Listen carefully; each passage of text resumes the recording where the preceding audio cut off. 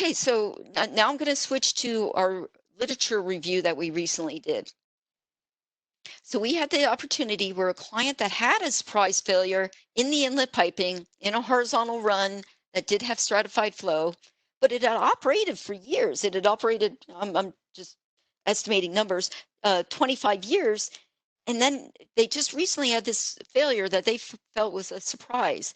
And in the later investigation, we do think the corrosion occurred at most over just the last few years. So this client had a surprise failure, even though they were doing an excellent inspection program, and they hired Fluor to conduct a literature survey. Their purpose was to review all the failure cases we could find in REAC systems, including piping, to extract lesson learns and look for any trends or recent changes that might, and the concern was that these trends and changes might show them where additional monitoring and control steps may be needed in order to avoid surprises from ammonium chloride corrosion. And by system, the REAC system included the REAC, the upstream exchangers, and the inlet and outlet piping. So we found a number of very good data sources. First, there was 3 past surveys which have been done. One was 1975, so we had the very old history. And that was done by Bob Peel, who is a very well-known corrosion expert from those days, who did the survey for NACE. In 1996, UOP, a common licensor of hydroprocessing units, they did a survey of their worldwide licensees, and they published a NACE paper on that topic and the survey results. And then in 1998, API did a survey. They published it in as document 932A, and this included some of the summaries of the results from the other 2 surveys. But we needed the newer data, so Fluor did a deep dive into NACE Refine Core, which NACE Refine Core is a database that NACE sells that includes 50 plus years of the corrosion conference minutes. And we have that twice a year. We call it the information exchange. And it's a full day of meetings where people can share their experiences or ask questions. And the whole day is documented in minutes. So we've used that Refine Core database to data mine for a number of different topics to look for trends. And we've written papers where that's the main data source. So that was one of the sources we looked for any cases of REAC corrosion and leaks. We also searched NACE papers over the last 25 years, and that was the NACE papers from the corrosion conference that's in North America and the CoreCon conferences, which have been happening for about the last 5 years in India. It's NACE's second biggest conference, and they have excellent papers at CoreCon.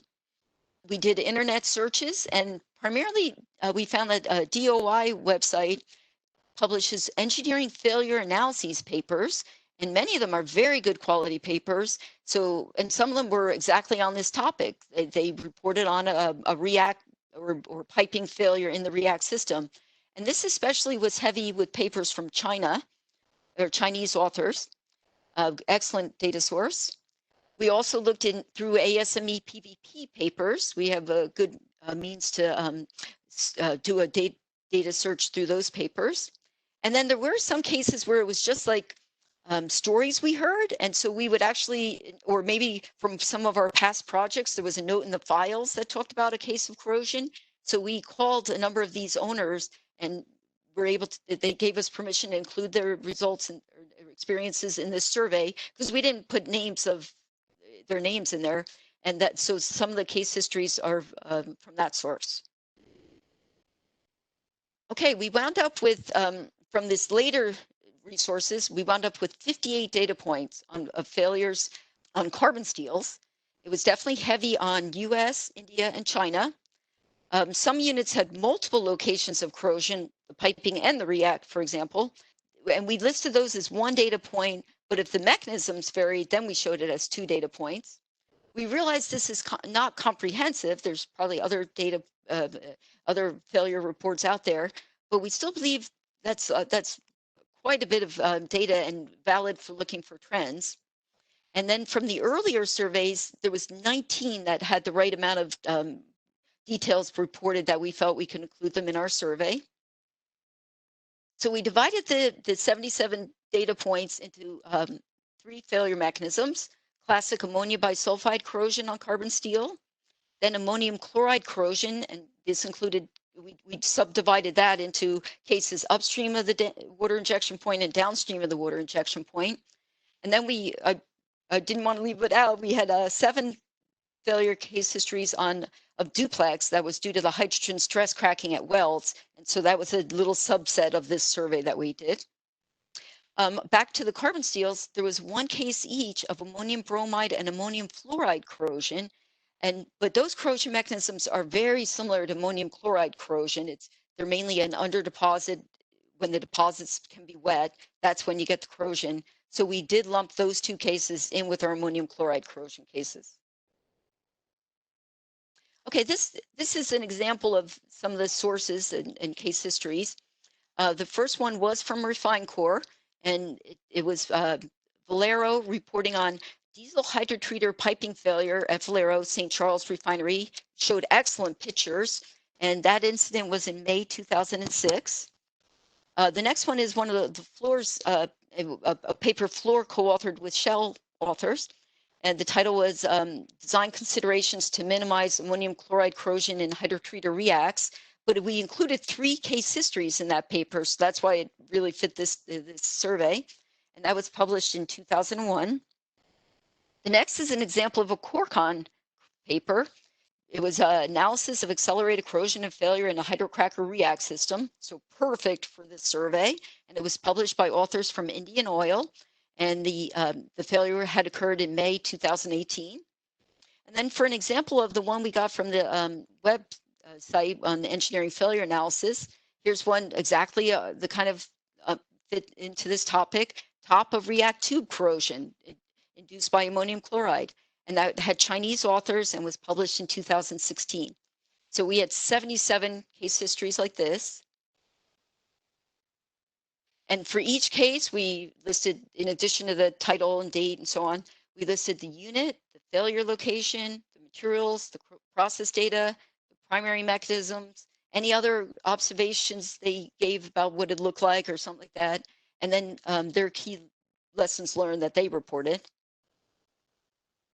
Okay, here's something that I found as one of the most startling results of this survey. So we made this bar graph that shows that cases of carbon steel corrosion that were ammonium bisulfide corrosion in blue, and the cases that were ammonium chloride corrosion on carbon steel in green. And you can see in 2004 and earlier, there's way more cases of ammonium bisulfide corrosion than ammonium chloride corrosion. In 2005 to 2009, they were about even. But starting in 2010, definitely there's more ammonium chloride being reported than ammonium bisulfide case histories. And even by far, that margin of ratio increased in the 2015 to 2019 timeframe.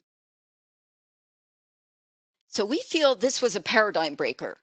If anybody asked me, oh, when you talk about reacts, what are you concerned with? I would have said, oh, well, you got to worry about the ammonium bisulfide corrosion and study your water wash systems and have all these IOWs to monitor ammonium bisulfide.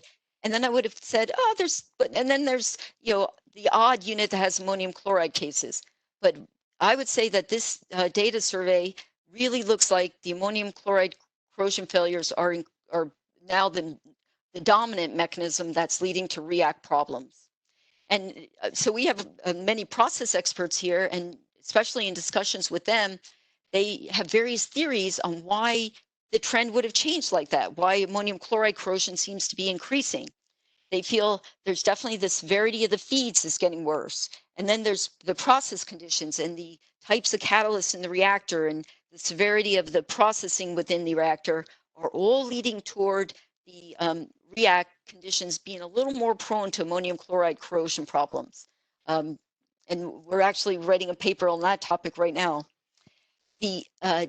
Then the next theory that's from my end of the world, I would say that the tools for preventing ammonium bisulfide corrosion are there. We've done a great job, we being the industry and people on the API committees and so on. We now have really fine-tuned all those water wash guidelines and monitoring. And so we're doing a good job on preventing ammonium bisulfide corrosion. And there's more use of alloys to resist ammonium bisulfide corrosion. So that could be why that corrosion mechanism is kind of reducing these days. The addition of hot high pressure separators is another definite trend that could be making units more susceptible to that. That would actually increases both corrosion mechanisms, but it might be the point that makes ammonium chloride corrosion just showing up that much more these days. And there's a lot of, because of those process changes, there's higher percentages of makeup hydrogen being used. And if your source for the makeup hydrogen is a catalytic reforming unit, then that could be another reason why there's more chlorides coming into these units. So, and we do feel that there's the risk that these changes can trigger corrosion. So units that were operating fine from either mild changes or for, we're revamping a lot of units, debottlenecking, things like that. So we are now very aware that whenever we're revamping a unit, we look for any changes that could trigger this corrosion. But with this, we definitely feel like there still needs to be additional understanding and then guidelines set. So things like watch out for a change in this, and here's the criteria that would mean you're risking ammonia bisulfite corrosion.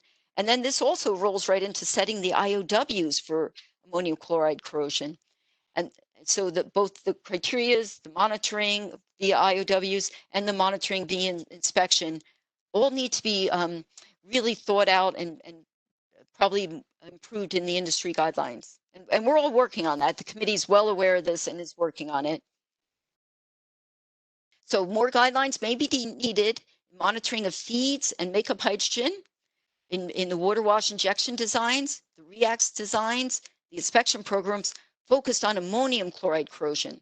The industry went through a time period where even existing units were doing a study of the risk of ammonia bisulfite corrosion, and Fluor did some, especially for part of revamps, but there was times when people studied their water wash system to make sure it was optimum. But now I think a new study needs to be done very highly focused on the risk of ammonium chloride corrosion. I do think, and the committee's already working on this, that a lot of this will be future additions to API 932B, but each new and operating unit is unique. And so really you might need a targeted review to assess the risk of ammonium chloride corrosion.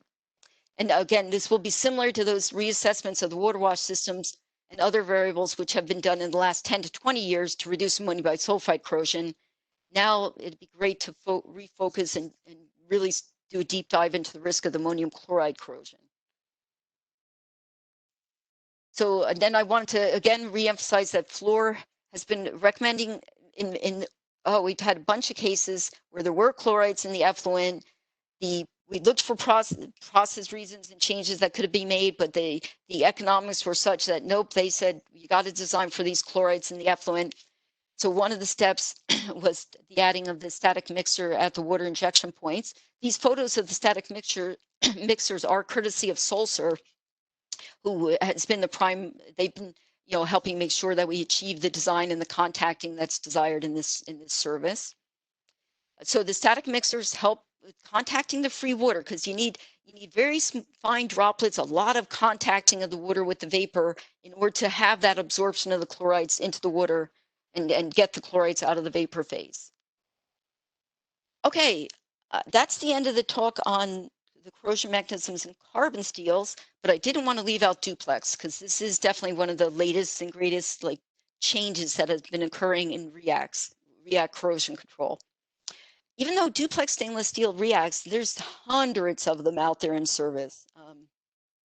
For a while there, that was probably the most common material that was being used, because if you had any kind of risk of ammonium bisulfite on carbon steels, Duplex was a fairly small cost increase with what we perceived was a lot of benefits in corrosion resistance. But now we've had about 7 to 8 failures in Duplex stainless steel REAC air coolers and piping. There are always failures due to cracking at welds, and it's definitely some form of hydrogen stress cracking at these welds. Now, some of them, especially some of the early ones, we thought were just non-optimum fabrication. We thought that when they did those welds, they didn't qualify the weld procedures properly, or they didn't have the production welding matching the qualification well enough, and we thought they resulted in high hardnesses and high ferrite contents. But then recently, there's some which we know were properly fabricated, and even the failure analyses show that that weld had really good properties, but still it suffered some cracking. Recently, there's been some of these REAC cracking cases that occurred even before feed was initiated. It occurred just during the initial, on startup, and in a step where they were circulating the hydrogen. So this is very intriguing, but it shows that we don't have a good understanding of how to be sure to prevent these duplex weld failures. So the photo on the right is an example of a crack. What you're looking at is the top plate to tube sheet weld, and it's under a hydro because they had just done some repairs of tube to tube sheet welds, and they were hydroing after that, and then the header weld cracked. So the overall sketch of an air cooler, generic picture of an air cooler is shown to the left, and you can see the plug sheet with the plugs in it, and the top plate, and then the tube sheet, and then the fin tubes behind it. And this photo is it was a fairly long crack, and many of the failures have been very long cracks of either any of the welds in the header box. So the weld to the plug sheets, the weld bottom plates, the weld top plates. This photo is courtesy of Becht Company. So API just completed a survey on this topic of all kinds of experience of duplex in the REACs, and they drafted the report. They just presented it last week. Excellent report. In the last but as a result of these problems, first in the last few years, duplex for new REACs was being limited by many users to only lower pressure units or by weld thickness, that kind of achieves the same thing, and to avoid HSC. And that's currently what's written up in API 932B. But now, even as a result of some of the failures in like the last year, and then in this API survey, now the concerns and understanding have resulted in many users being even stricter and currently saying they're going to avoid the use of duplex stainless steel in REACs, at least until additional fabrication guidelines can be developed and a full understanding of how to prevent these failures is well known and documented. Now, we still use lots of duplex stainless steel, even air coolers, piping exchangers, and many other services, including wet sour services, in the sour water strippers and the amine regenerators, places like that. And so far, the duplex hasn't shown any of this weld cracking problem if it's properly fabricated. But these are lower pressure services and different pH ranges. So there's something unique about the REACs that we can't explain yet, and we be in the industry, and that's why the industry is being fairly strict at this point. Okay, so I just want to point that out. I personally am also adopting this policy of when you use duplex for REACs at this point, and that if there was a unit where carbon steel REAC would be considered a risk, we would probably upgrade right to 825. Okay, that's my talk. I hope you found it useful, and I'm looking forward to any questions. All right, Kathy, and boy, do we have questions. So Kate's been screening all the questions, and she's categorized them for me. So first, we're going to start out on the topic of some different alloys. The first question, it reads, there's interest in, is it Sanicro 28 tubulars to replace 825. Materials have similar corrosion resistance and mechanicals with a higher PRE and a price point roughly 20% less than 825. Has Fluor considered this alloy for hydroprocessing REAC service? Yes, I probably should have included it. Yes, the Sanicro 28 does look to be very equivalent to 825 for its corrosion resistance. And we do know of case histories where it's been used. I personally haven't used it yet, but I'm very open to using it, and I would probably consider it equivalent to the 825. All right, great. The next one on alloys, what's the service experience of superaustenitic alloys such as 254 SMO or AL6XN in REAC environments? I don't know of any.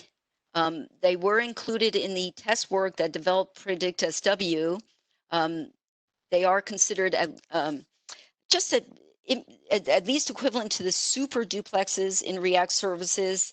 So in many cases, theoretically, they should be fine for ammonium bisulfite corrosion resistance. I also still would find them a risk in ammonium chloride because the Hastelloys and the 625s have shown pitting under wet ammonium chlorides. So I don't think the 6 moly alloys would resist ammonium chloride, but theoretically they should be very good in ammonia bisulfide. All right. So I'm going to move now to water injection. There's one question here. Do you recommend a specific location for the water injection in the piping, specifically in a horizontal or vertical line? Well, especially when we're doing the static mixer, there is preferences, and we've. I'm going to defer to our process guys. They do have preferences, but I wouldn't say it's consistent for every kind of unit and every kind of flow regime. So we tend to look at each unit uniquely and then select the best locations from that. And the horizontal versus vertical decision is part of it, along with the decision of single versus multiple and many other factors. Right, good. Okay. So now I have here a specific question on duplex stainless steels. You mentioned about duplex stainless steel for REAC fabrication. Do the industry standards call for any PWHT of DSS 31803? PWHT can be slightly harmful, highly harmful for DSS. Agree. Yeah, that was going to be my first reaction is, no, we definitely do not allow a PWHT on especially air cooler header boxes that are made out of duplex. It would definitely harm the corrosion properties and corrosion resistance properties of the duplex. So we would, and cracking, so we would avoid that distinctly. But I also wanted to point out, okay, this question brought up the grade S31803. I consider that a super old-fashioned grade, and even if we were to consider using it, we're going to have requirements that the nitrogen and moly content have to be higher, but we've definitely standardized on only S32205 for the standard grades of duplex stainless steels. All right, great.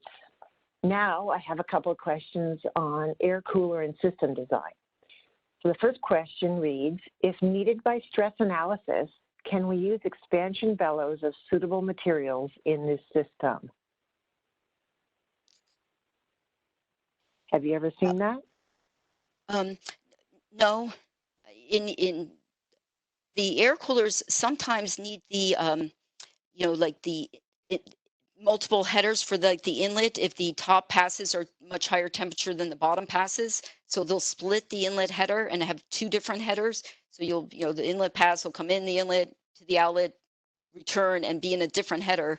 But no expansion. I've not seen any expansion bellows in either, the equipment or the piping. Great, thank you. Here's another one. Is the peel factor K a reliable indicator for calculating concentration? No. The Peels factor was very helpful for the industry for many years, but it also was kind of linked to having a definite water injection rate proportional to feed, which was a guideline. Bob Peel used to work for Chevron, and that was a guideline Chevron was using.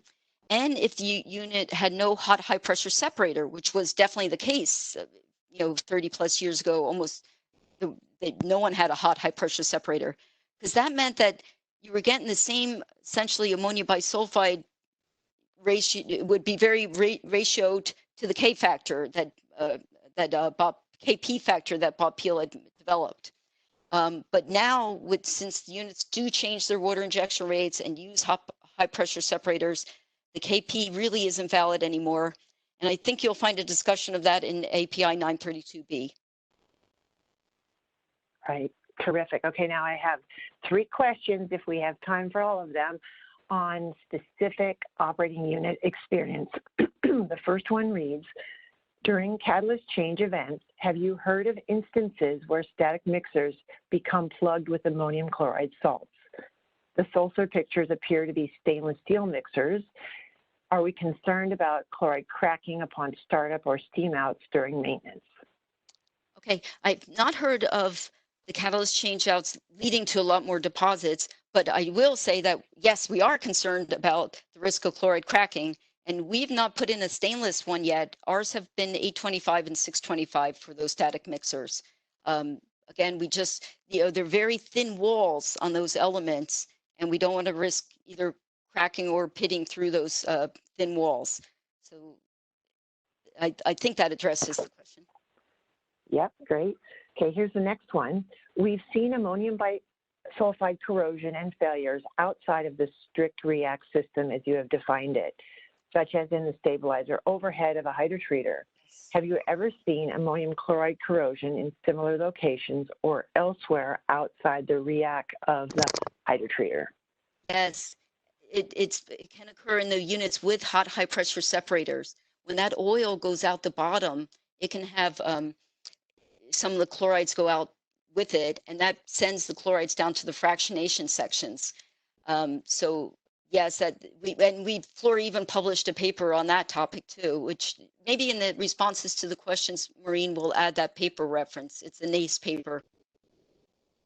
Yes, great. Thank you. I remember that paper. Okay, I think we have time for one more question. In our diesel unit, we have observed that the top row of the first pass is developing corrosion, where the second and third row do not observe the same corrosion. Why might this be the case? Okay, that would be very similar to the case history where I showed the tube layout. So the top row doesn't get water flowing to it like the others. So we even study that the vapor phase needs to be saturated with water so that when things start condensing out, water is condensing. But if almost all your water goes by gravity, all the liquid water goes to the bottom rows, they'll have much better protection than the top rows. So it's mainly due to that, due to the maldistribution of water in the inlet. So the questions case history had 3 rows in the inlet pass, and it said that just the top row was seeing corrosion. And I would suspect that it's due to that maldistribution of the water. Thank you, Kathy. I think that's all the time we have today for questions. To all of the attendees, we really appreciate everyone who attended today. You've been a very engaging audience, and it's been a pleasure being your moderator. We will be hosting our next webinar on Thursday, October 1st to discuss the topic of carbon capture. Fluor subject matter experts John Isley, Matthew Reisdorf, and Michael Behrens will talk about how carbon capture directly affects the industry owner-operators globally. John, Matt, and Michael will share practical information on the current state of costs, benefits, and opportunities in commercial scale carbon capture technology. This is an important topic, and it deserves coverage in both European and North American time zones. So the webinar will be broadcast twice with content tailored to the specific region. Please keep in touch with your Fluor contacts, follow our social media postings, or head to the Innovation Builders page on fluor.com to sign up for future webinars. We greatly appreciate your attention and thank you for dialing in today and for submitting your questions. We will send out a compiled list of Q&As within a few days. Expect to see the webinar recording available on demand mid-next week on the fluor.com website. If you have any questions or require additional information, please email innovation.builders@fluor.com and someone from our team will get back to you. Thank you again and have a safe day.